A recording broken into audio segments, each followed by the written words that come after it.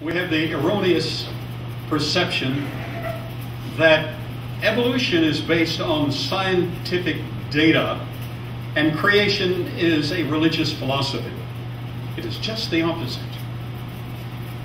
After the lecture, please take time to take your cell phone and photograph Intelligent Design area. On the left of the Intelligent Design display, you will see a statement.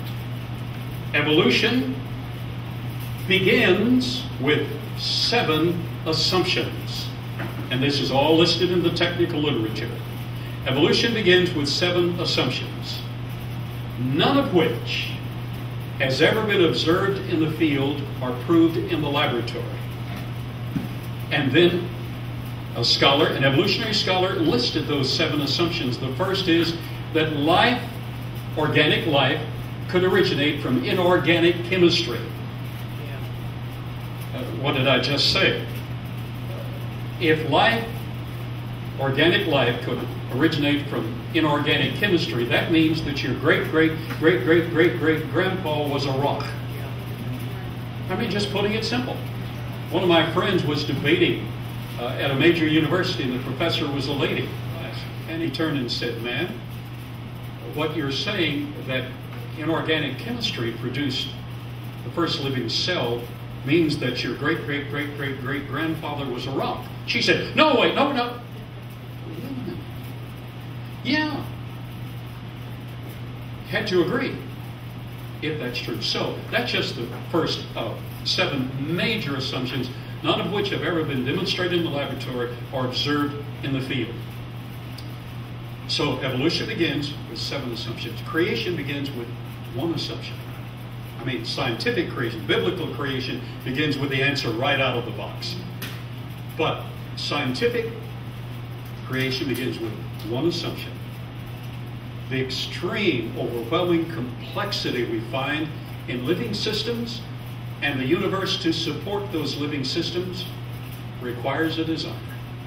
Now, creation has answers. So let's see if we can get the answer to a major discussion. How long does it take for coal and oil, and we're going to abbreviate the oil this afternoon to get right to the coal concept, because I visited a place in Missouri, Carthage, Missouri, where they took offal from turkeys. It was next to the Butterball turkey plant. You ever eaten Butterball turkey? Yes, sir. Thanksgiving time and other times. I personally visited. They confirmed this, plus it was confirmed in the literature. They bought the offal from the Butterball company. What's the offal? Oh my goodness. The claws, the heads, the necks, the feathers, everything that they couldn't sell. The intestines, everything they couldn't sell. So they bought those, and just about 500 yards away they set up a plant so they wouldn't have to transport too far. They set up a plant. They used conditions that we're going to describe this afternoon within the next 40 minutes. And in 4 hours, they produced oil that could run a diesel engine. In 4 hours. And you can search that. So, things are not like we're taught that they were. But let's major on coal, and we'll just skip over the oil for sake of time this afternoon. Introduction. Geologist Andrew Snelling, PhD, a very fine credentialed creation geologist, wrote, "The earth is filled with huge reserves of coal. Here is a lump of coal." That's what coal looks like. In another generation, we had to shovel this. But now, most people have no idea what coal looks like. Watch. The earth is filled with huge reserves of coal. The USA has more than 7 trillion tons of coal reserves. Similar huge coal deposits lie underground in Canada, Australia, China, South Africa, and other countries. In many cases, the coal fields are not just one bed, but multiple coal beds stacked between fossil-bearing sedimentary rock layers. Each coal bed may be inches to feet thick formed by the accumulation and compacting of thick piles of dead plant matter. Dead plant matter? Right. Now, we're going to try to solve a major conflict between creation and evolution. Now, the evolutionary explanation, how did all of that coal get there? Worldwide, they're huge, vast deposits, some of them running thousands of miles across.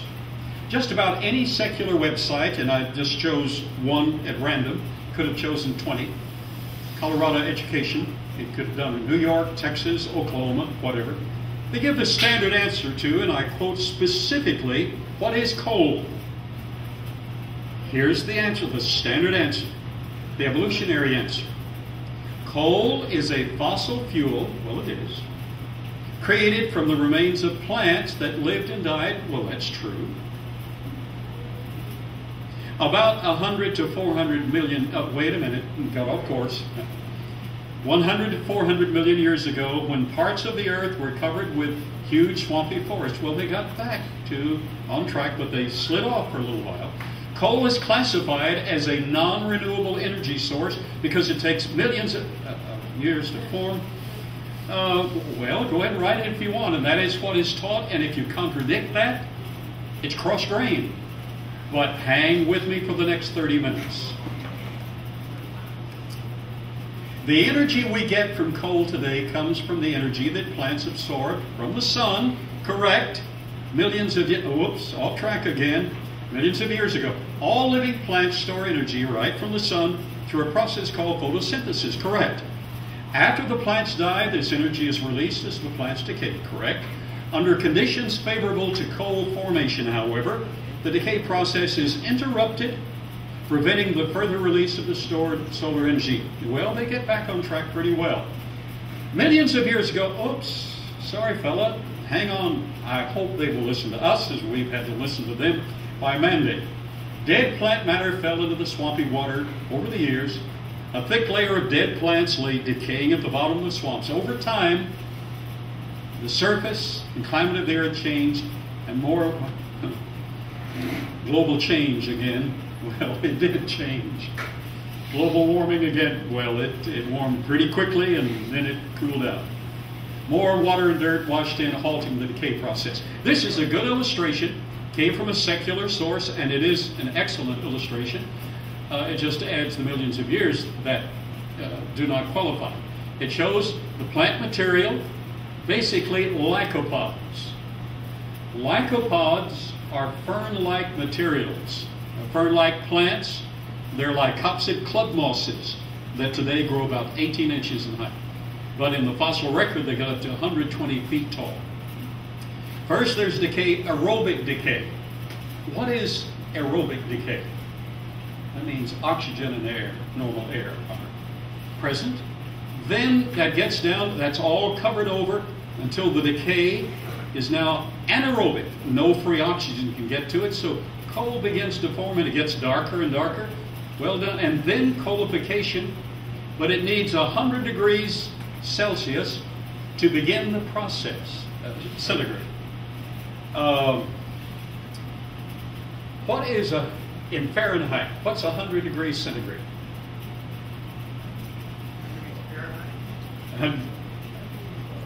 What is its Fahrenheit equivalent? 212, the boiling point of water. Pretty hot, not extremely hot, but pretty hot. But at that heating temperature, the coal begins to form. The hotter it is, the faster it'll form. Okay, we got the basis laid down. The weight of the top layers of water and dirt packed down and so forth, and that's true.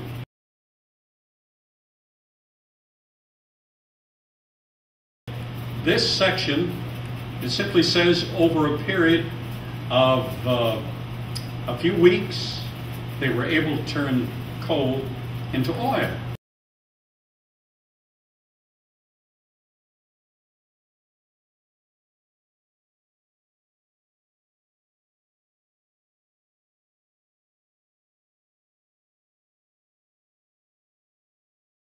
Wow, but I thought it took millions of years to do. Not really.